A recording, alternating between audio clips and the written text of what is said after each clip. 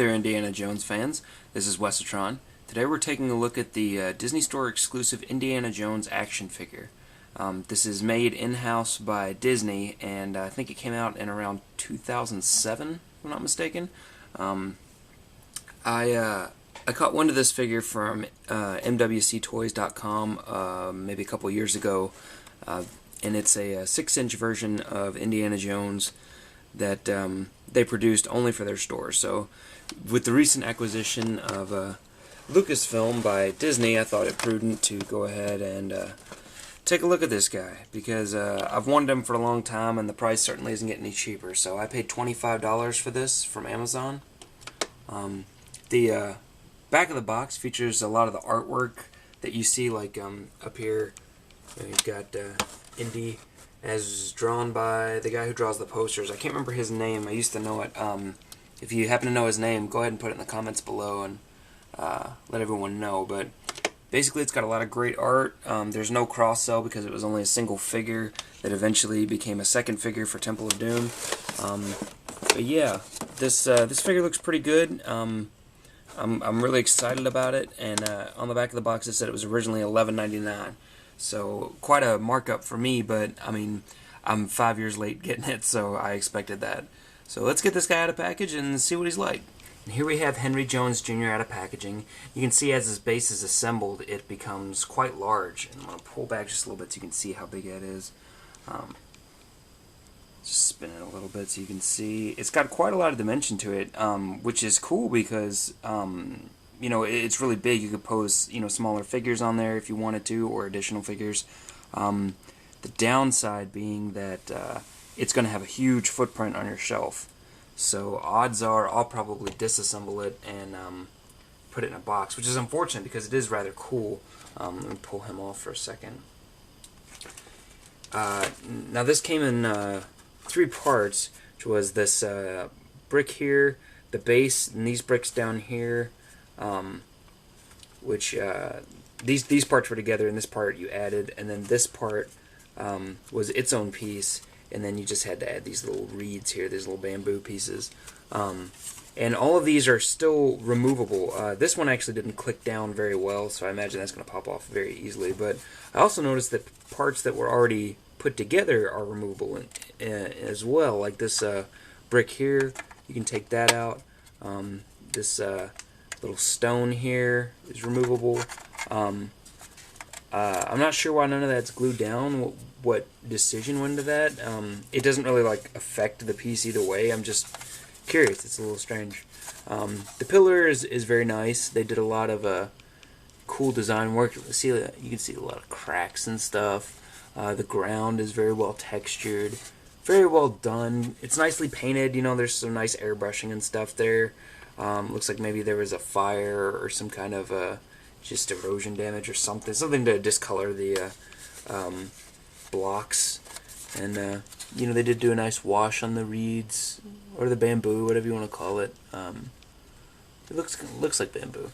But yeah, it's a very nicely designed base. It's cool. There's no foot pegs, but he also doesn't have any peg holes in his feet anyway. So it's neat. It is big though. Like I said, it's huge. I mean, you stand it like this, put a 6-inch figure next to it. I mean, this thing is enormous. So it will take up a lot of space, so just remember that if you decide to pick this figure up. We'll go ahead and get that out of the way. I'll get Indy back in here, if I don't drop him.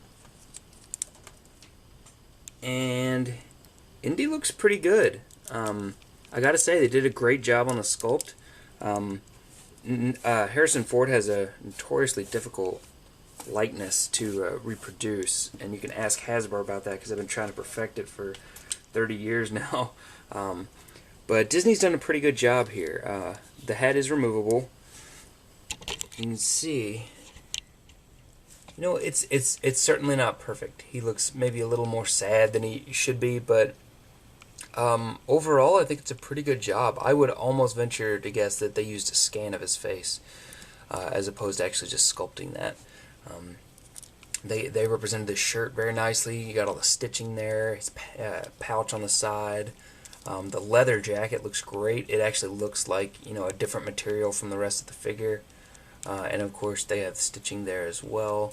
Very, very nicely done. The hands have fingernails on some of them. They are very small, though they're very difficult to see.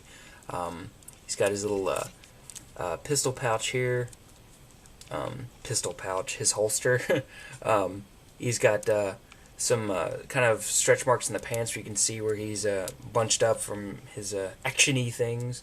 And then the shoes are very nicely detailed as well. Very classic looking. They did a great job overall. I'm really impressed with the sculpt. I really like it.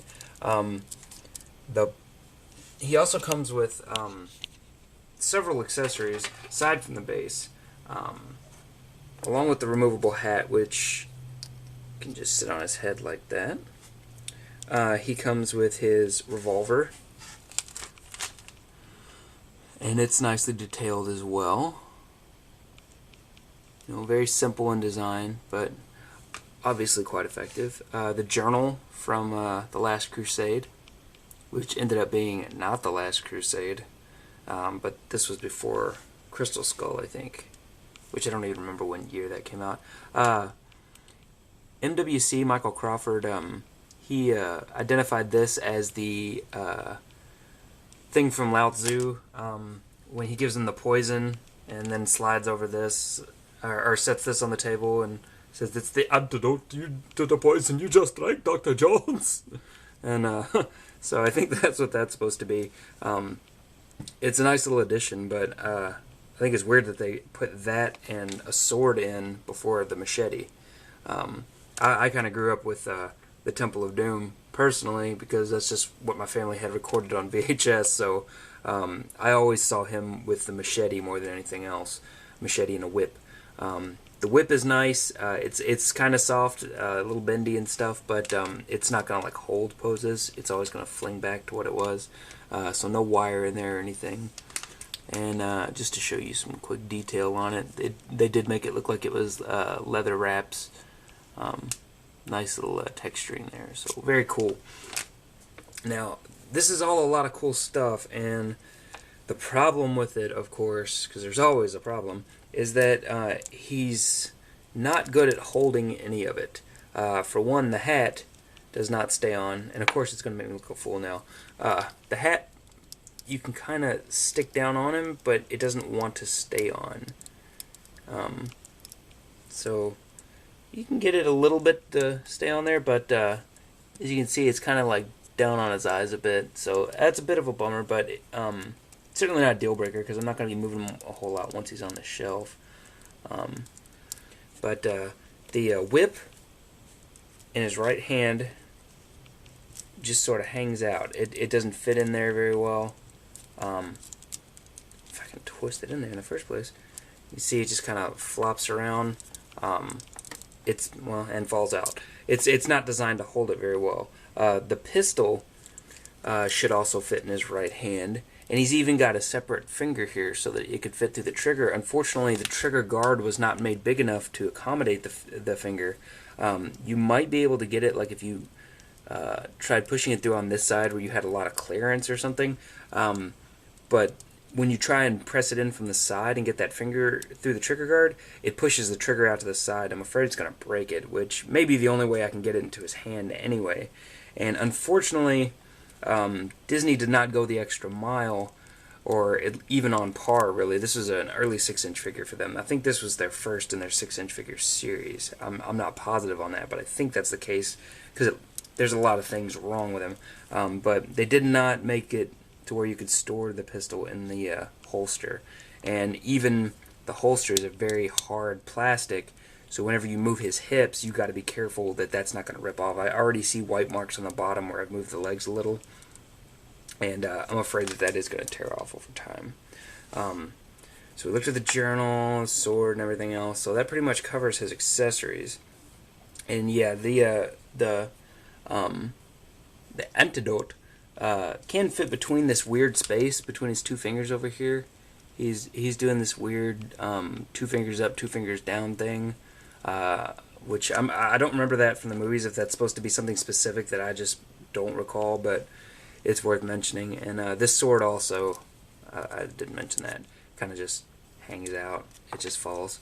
So that's big strike right there, strike one. Strike two is articulation. Now he's got it. He's got a lot of it, but it's not the most useful stuff in the world. For one, the biggest, dumbest thing that they could possibly done was they gave him the old Marvel Legends style neck with the hinge, which is awesome because he gets this great, downward movement and even a little bit of upward movement. Not a lot, but a little bit. But if you look on MWC, he's got a square peg in his head, which means no left and right turn, which is kind of the most ridiculous thing I've ever heard when it comes to an action figure. Like, most people, before they go up and down, they'll do a left and right. That's just, it's like 101. That's rookie. So I'm not sure why they did that. It was a very, very dumb move. Now he does have swivel hinge shoulders, which is great. A little loose on a lot of these joints, so you'll have to watch out for that. Unfortunately, you can't really go through and look at them and pick out which one looks like it might be the most sturdy because it's not available in stores anymore. But hinge elbows are great. They go more than 90 degrees, which is always good. That just shows good joint design right there. You can see that there's like an empty spot there where there's not a lot of folds. That's all you have to do, companies. That's all you have to do to get it more than a 90 degree bend. You just have to think about it a little bit. No swivels up here, unfortunately. That's a huge problem for a guy who uses a whip a lot because you can only really get it in like one pose. So he's got ball jointed wrists, which this one works really well. You can see the ball joint up in the cuff. This one, the cuff comes down a bit too far, so you've got very limited movement there, but you do have some. Swivel waist, very nice, always appreciated.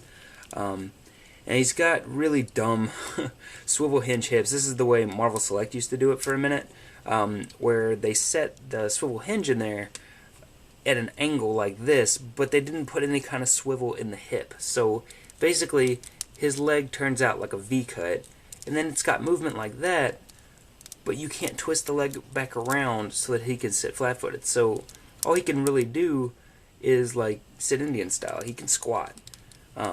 Which is a huge, huge problem. Like, why wouldn't you just put it in at this angle so that you could at least go forward and out and, make his foot touch the ground? You can't do that with this figure. Very, very big mistake on Disney's part. Very, very dumb. Hinge knees, again, right at 90 degrees, a little bit more. And then the ankle, I can't tell if this is on a ball. It feels a little bit like a ball, but it might just be a loose swivel. But basically, you've got back and forth. Not much to them. So articulation-wise, this guy's got a lot of it. It's just not very useful, as I said. You're pretty much going to be able to get him to stand there or stand a little bit wider and put his hand in the air. I mean, if you turn his waist, which is awesome, but you can't turn his head, which is lame, then that's like nerd algebra. You can't do that. It's crap, to be perfectly honest. So $25 for this is quite a bit of money. I'm still glad I got it because a 6-inch Indy has been so unlikely. I would like to see the recent acquisition from Disney mean that we were going to get some more 6-inch scale figures. They haven't done them in a while, but it would be really nice to see those again because they've got some great properties now they could do it with. I mean, who doesn't want a 6-inch Star Wars or Indiana Jones line? I mean, that would be huge. People have been clamoring for those for years. So, yeah, this is just kind of a weird, rare little figure that I wanted to show you guys just because it's, I don't think a lot of people know about it. I had no idea what it was until I saw it on Michael Crawford's website. And I'll just give you a quick comparison here, size-wise. Actually, I guess he is closer to 7 inches than 6. Let's get RoboCop over here, make the final decision. Yeah, closer to 7 inches. Would you look at that? Even with the head off. Well, let me scoot this to the side so you can see them next to each other. Much closer to 7 inches. That's crazy. I thought this was a 6-inch figure. Nifty. So yeah, this was a Disney Store exclusive. If you look for this on eBay, you're going to pay out the wazoo. Amazon had it for $25. I think since I bought it, it's gone up to like $35. Still a pretty decent figure, and a good representation of the character. Just not perfect in terms of articulation. and there are things you can do to fix that. If you wanted to add cuts in the shoulders and in the hips, his value would go up incredibly. Of course, you still got to remember you've got this holster here that's going to block your hips no matter what you do, so that's probably going to tear off at some point. So that's just something you're going to have to accept if you want to move the hips much. But yeah, it's not a terrible deal. You get a whole lot of stuff for the price, even at the $14 markup I paid for it, or possibly the $24 markup you paid for it. But it's just, it's not a perfect action figure. So if you're a big action figure fan and that's what you're looking for here, you're probably going to be a little dissatisfied. So just want to let you guys know that. Yeah. So check out InfiniteHollywood.com for more news and reviews. There's a good fish face review over there right now from the new Teenage Mutant Ninja Turtles show. That was a figure I actually returned because it looked a little boring to me after I got him home. But Newt did a great review of him, and he's got some great backlog reviews too from Ninja Turtles over the years. So make sure you check those out. Let him know what you think. And let me know what you think in the comments below. Thanks to all the people who've commented and subscribed. I really appreciate it. If you have any questions at all about this figure or any other figure, hit me up, let me know. And rate and subscribe. Let me know what you think of the video. And if you'd like to see more, I would love to have your subscription. So thanks, guys. See you later. Bye.